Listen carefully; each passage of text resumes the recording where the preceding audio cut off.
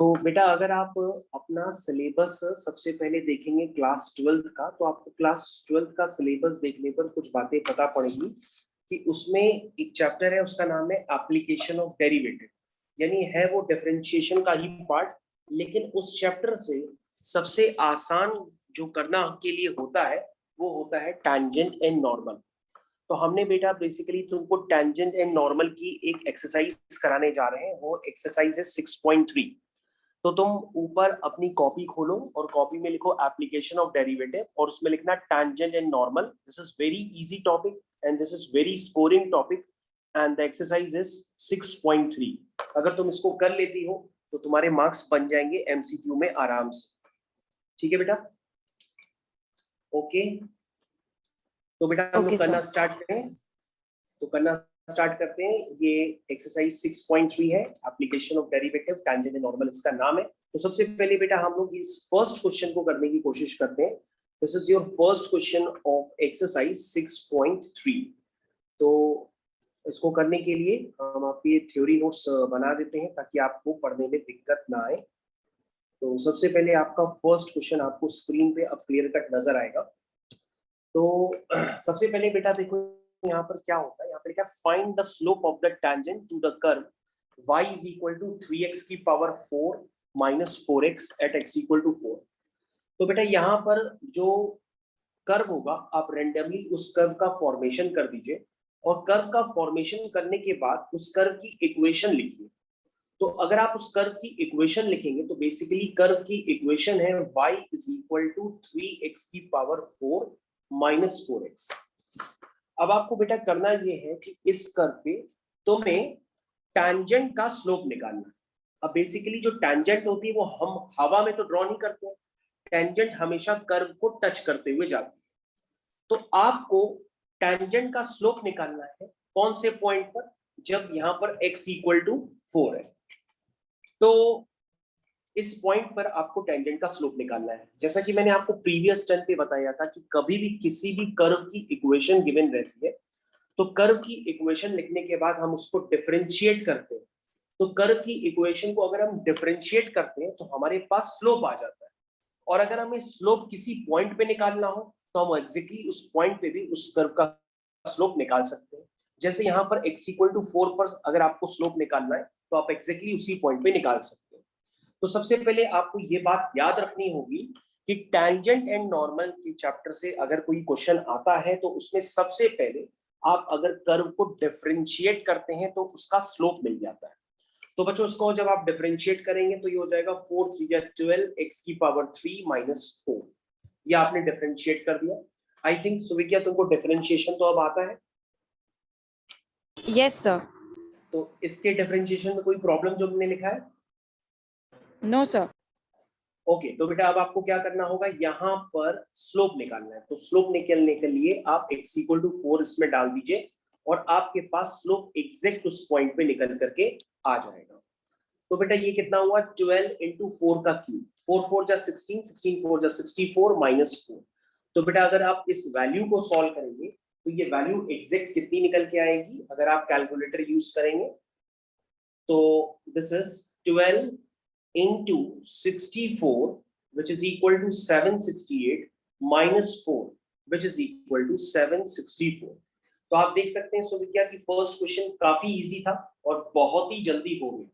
ठीक है, तो इसलिए मैंने कहा था कि आपका जो टैंजेंट एंड नॉर्मल जो है वो बेसिकली काफी इजी सी एक्सरसाइज है और ये एमसीक्यू में आपके लिए काफी स्कोरिंग है, टैंजेंट एंड नॉर्मल। और अगर आप देखना चाहें कि ये आपके सिलेबस में कहाँ लाई करती है तो ये सिलेबस में भी आप चेक कर सकते हैं। ये आपकी स्क्रीन पे आपका सिलेबस में आपको इंडिकेट करने जा रहा हूँ, जस्ट वेट, उससे आपको अंदाजा लग जाएगा। तो बच्चों आप देख सकते हैं this is your syllabus and syllabus में आप देख सकते हैं यहाँ पर हेडिंग डली है एप्लीकेशन ऑफ डेरिवेटिव और उसी का एक पार्ट है जिसको हम कहते हैं tangent and normal. I think आपको स्क्रीन पे नजर आ रहा होगा। तो आप टैंजेंट एंड नॉर्मल करने जा रहे हैं और अभी आपने जस्ट इसका फर्स्ट क्वेश्चन देखा था जो आपको काफी ज्यादा इजी लगा। उसके बाद सुविज्ञा क्या तुम्हारे पास सेकंड क्वेश्चन है? सेकंड क्वेश्चन क्या तुम कर सकती हो बहुत आसान तरीके से? तो कहो कि सर हम बिल्कुल कर सकते हैं सेकंड क्वेश्चन। ये है सुविज्ञा तुम्हारा सेकेंड क्वेश्चन।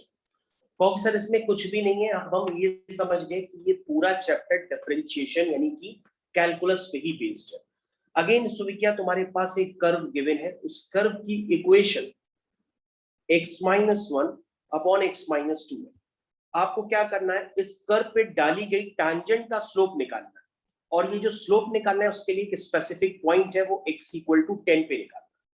तो आई थिंक इसको डिफरेंशिएट करना तो आपके बाएं हाथ का काम है, क्योंकि आप कहेंगे सर इसमें हम डिवीजन रूल लगा देंगे। तो सुविज्ञा डिवीजन रूल होता है नीचे वाला फंक्शन डिफरेंशिएशन ऑफ ऊपर वाला फंक्शन माइनस ऊपर वाला फंक्शन इनटू डिफरेंशिएशन ऑफ नीचे वाला फंक्शन होल डिवाइडेड बाय नीचे वाले फंक्शन का स्क्वायर, यानी कि x-2 का स्क्वायर। तो बेटा यहां से आपका dy बाय dx निकल करके आने वाला है, this is x-2 differentiation of x-1। जब हम x का करेंगे तो 1 हो जाएगा और 1 का 0 हो जाएगा, अगेन x-1 x का 1 हो जाएगा और 2 का 0 हो जाएगा। सुविज्ञा अगर कोई प्रॉब्लम है तो तुम हमको अभी भी बता सकती हो, क्या डिफरेंशिएशन में कोई प्रॉब्लम? आपने डिवीजन रूल लगाया है, दिस इज x-2 का होल स्क्वायर। तो बेटा यहां से ये हो गया dy by dx is equal to x-2 minus x plus 1 whole divided by x-2 का whole square. I think this is a very easy part of this lecture. x cancel हो गया, आपका डिफरेंशिएशन आया है -1 अपॉन x-2 का whole square. तो सुविज्ञा अगर आप ध्यान से देखेंगे तो ये जो डिफरेंशिएशन है वो फाइनली आपको निकालना है कौन से पॉइंट पे, वो निकालना है x इक्वल टू 10 पे। तो बेटा अब आप क्या करेंगे, x इक्वल टू 10 फाइनली आप उसमें पुट कर देंगे, ये 10 माइनस 2 का whole square, this is equal to -1 upon 10 minus 2 is 8, और 8 का स्क्वायर हो गया 64। I think it is clear for everyone. The question number 2 of exercise 6.3 is finished. Chapter name is Tangent in Normal, and this is the chapter of term 1 examination will be conducted in November, December. Time duration 90 minutes. तो सुविज्ञा बेटा तुमको ये समझ में आ गया question, any कोई doubt? No sir, no sir. तो ठीक है, तो हम लोग नेक्स्ट क्वेश्चन की तरफ चलते हैं, और नेक्स्ट क्वेश्चन जैसे जैसे हम लोग बढ़ेंगे क्वेश्चंस का लेवल भी बढ़ता चला जाएगा। तो अब हम लोग यहाँ पर जो करने जा रहे हैं उस पर भी आपको ध्यान देना पड़ेगा। Okay, now the question is question number 6। तो बीच के क्वेश्चन सुविज्ञा आपको करने हैं, क्वेश्चन नंबर 6 मैं करने जा रहा हूँ। तो क्वेश्चन नंबर 6 आपकी स्क्रीन पे ये रहा। तो सुविज्ञा कहेगी सर ये तो पैरामीट्रिक फॉर्म ऑफ डिफरेंशिएशन जैसे लग रहा है, क्योंकि x आपका थीटा पे डिपेंडेंट है, y भी थीटा पे डिपेंडेंट है, और यहाँ पर सर टैंजेंट का स्लोप ना पूछ करके नॉर्मल का स्लोप पूछा जाए। तो सर हम लोग को सिखाया जाता है कि जैसे कोई कर्व होता है, उस कर्व पर अगर आप किसी पॉइंट पर टैंजेंट ड्रॉ करते हैं तो टैंजेंट का परपेंडिकुलर क्या होता है, नॉर्मल होता है। टैंजेंट का परपेंडिकुलर नॉर्मल होता है। इसका मतलब अगर ये टैंजेंट होती है तो उसका परपेंडिकुलर ये क्या होता है, नॉर्मल होता है। और सुविज्ञा कहेगी अगर सर टैंजेंट का स्लोप m1 है और नॉर्मल का स्लोप m2 है, तो ये दोनों लाइंस आपस में परपेंडिकुलर है, और लाइंस अगर परपेंडिकुलर होती है तो उनके स्लोप्स का प्रोडक्ट -1 होता है, उनकी स्लोप्स का प्रोडक्ट -1 होता है। ठीक है सुविज्ञा? Yes sir. तो सुविज्ञा कहेगी ठीक है सर, सबसे पहले हम क्या करेंगे, इसमें टैंजेंट का स्लोप निकालेंगे, और टैंजेंट का स्लोप निकालने के बाद टैंजेंट के स्लोप का नाम देंगे m1, और अगर m1 आ जाएगा तो m2 यानी कि नॉर्मल का स्लोप हम निकालेंगे m2, जो कि -1/m1 के इक्वल होगा। तो सर ये तो काफी आसान काम है, तो आप टैंजेंट का स्लोप निकालने के लिए पहले आपको dy बाय dx निकालना पड़ेगा। तो हमने कहा सर यहाँ पर जो x है वो 1 माइनस a साइन थीटा है, अगर आप इसको डिफरेंशिएट करेंगे तो ये बन जाएगा dx upon d theta is equal to, Suvigya 1 का हो गया 0, 1 का डिफरेंशिएशन क्या हो जाएगा सुविज्ञा, 1 का हो जाएगा 0, माइनस a साइन थीटा का हो जाएगा cos थीटा। तो सुविज्ञा dx अपॉन d थीटा हो जाएगा माइनस का a cos थीटा। उसके बाद बेटा अगर आप ध्यान से देखें तो आपके पास यहाँ पर y भी गिवन है, और y की वैल्यू है b cos square theta, y की वैल्यू है b cos स्क्वायर थीटा। तो बेटा अगर आप इसको डिफरेंशिएट करेंगे that will become dy by d theta, this is b cos square theta. तो cos स्क्वायर थीटा, अगर cos स्क्वायर थीटा है तो सुबह हम इसको किस तरह से डिफरेंशिएट करेंगे, अगर मैं अलग से आपको करके इसको पहले बता देता हूं। हम cos तो स्क्वायर इसको थीटा को cos थीटा का मल्टीप्लाई होल स्क्वायर इस तरह से करना है। तो कैसे करेंगे सुबह? तो कहोगे सर इसको अगर हमें करना है तो करने के लिए हम cos थीटा को u मान लेते हैं, और u स्क्वायर का डिफरेंशिएशन क्या होगा 2u, u स्क्वायर का डिफरेंशिएशन होगा 2u, और जिसको u माना था हम उसका फिर से डिफरेंशिएशन करेंगे। किसको माना था? cos थीटा को। तो cos थीटा का हम फिर से डिफरेंशिएशन करेंगे। तो बेटा ये चेन रूल के अकॉर्डिंग क्या हो गया, 2 cos थीटा और cos थीटा का डिफरेंशिएशन माइनस sin थीटा। तो सुविज्ञा क्या तुम्हें cos स्क्वायर थीटा का डिफरेंशिएशन क्लियर है? और अगर नहीं क्लियर है तो तुम मेरे को बताओ। Yes sir.